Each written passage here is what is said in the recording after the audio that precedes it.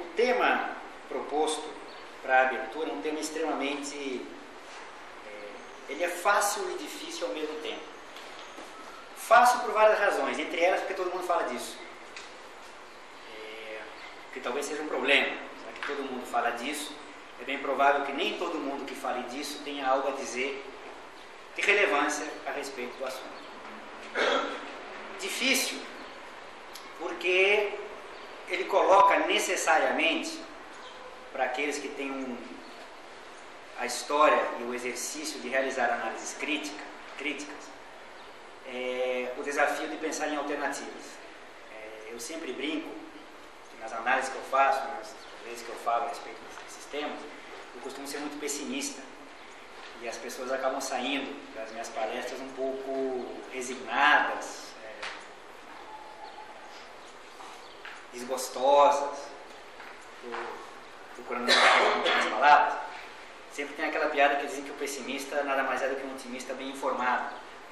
Mas eu não quero ser tão dramático e trágico hoje. Eu vou necessariamente, até porque o tema exige, passar pela questão das alternativas.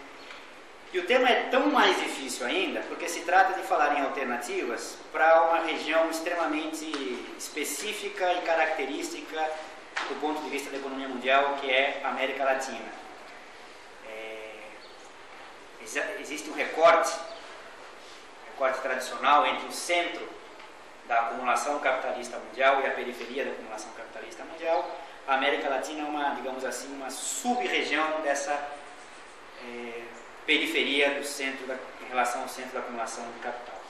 E é mais difícil porque já é difícil pensar em alternativas quando se está falando da periferia. Difícil mais ainda falar de alternativas quando se está falando da América Latina. Por várias razões que eu não vou entrar nelas aqui para não tomar muito tempo de vocês. Os debates, nem tão atuais assim, mas que estão sendo retomados, procuram justamente discutir o que seria a América Latina. Quais seriam as características que dão algum tipo de homogeneidade aos diferentes países, de forma que nós pudéssemos falar em algo homogêneo que é a América Latina.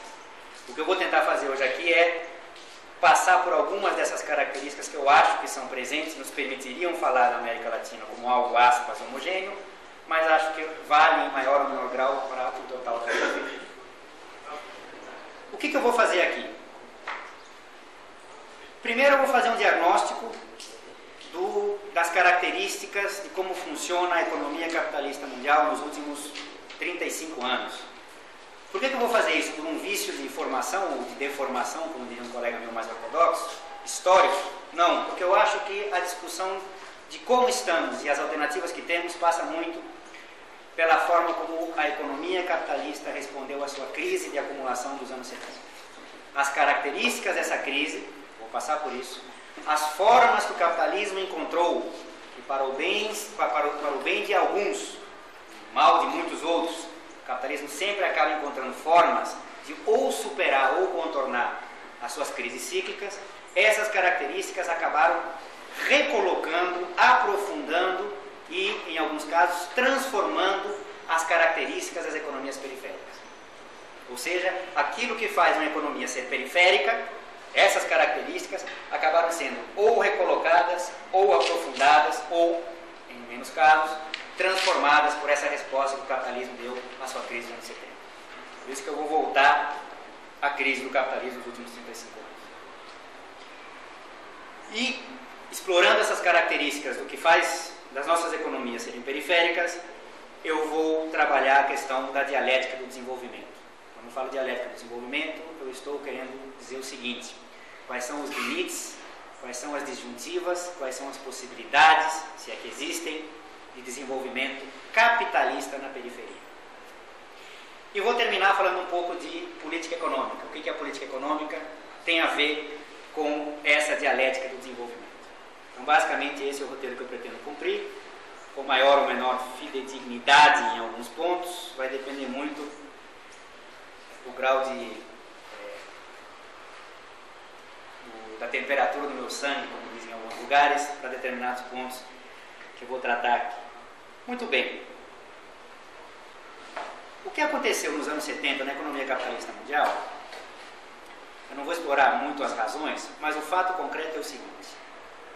Logo depois dos 30 anos gloriosos, chamados 30 anos gloriosos do capitalismo, a economia capitalista começa a emperrar. Começa a reverter suas taxas de crescimento, começa a aumentar as taxas de desemprego e um fenômeno novo, começam a aumentar ou pelo menos resistir à queda as taxas de inflação nas economias centrais em momentos de recessão. Ou seja, uma característica nova. Aquelas características clássicas das crises capitalistas, de redução da atividade econômica e influência disso no mercado de trabalho, acrescentava-se agora taxas de inflação crescentes.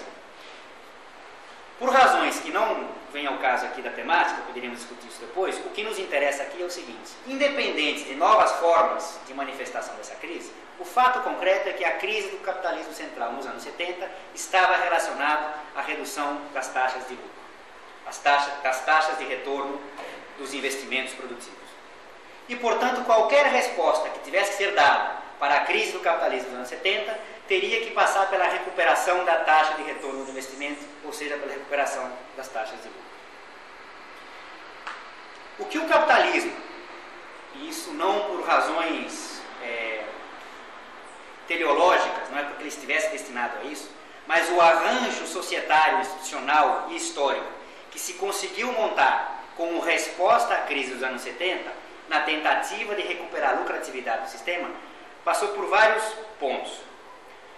Eu gostaria de destacar dois, na verdade três, mas dois é que vão me interessar mais. O primeiro deles é que não é por acaso, não é coincidência histórica, que é justamente nesse período que começa a pressão pela desregulamentação dos mercados.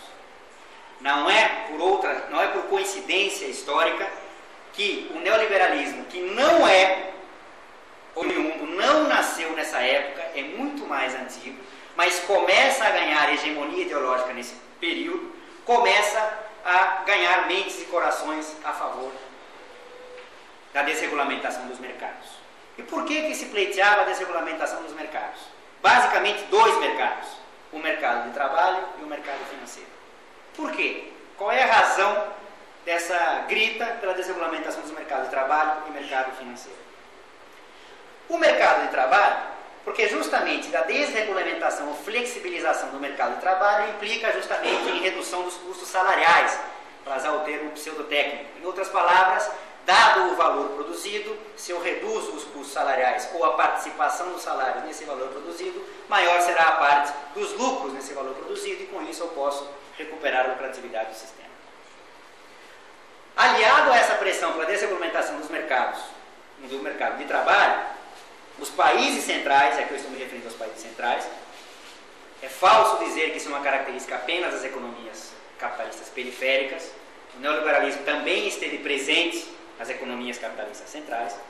Podemos discutir o grau disso, mas esteve presente.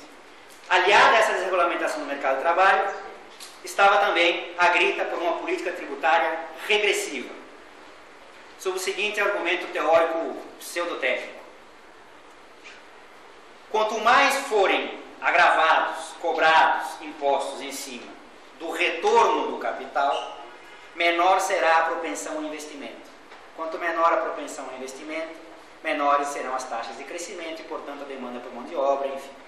Para recuperar a economia da sua crise, portanto, é preciso retirar, desonerar os rendimentos do capital, para que o incentivo e a propensão ao investimento volte, aumente o investimento, aumentando, cresça a economia, cresça o mercado de trabalho, inclusive, do ponto de vista meramente teórico, isso possa ter reflexo sobre aumentos salariais, dado que a demanda por trabalho cresceria.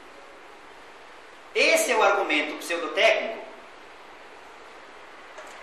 que baliza exatamente a implementação real, de fato, dessas políticas, tanto na economia americana na era Reagan, como na economia britânica na era Iron Maiden, que não é um grupo de metal não, é a Dama de Ferro, Margaret Thatcher.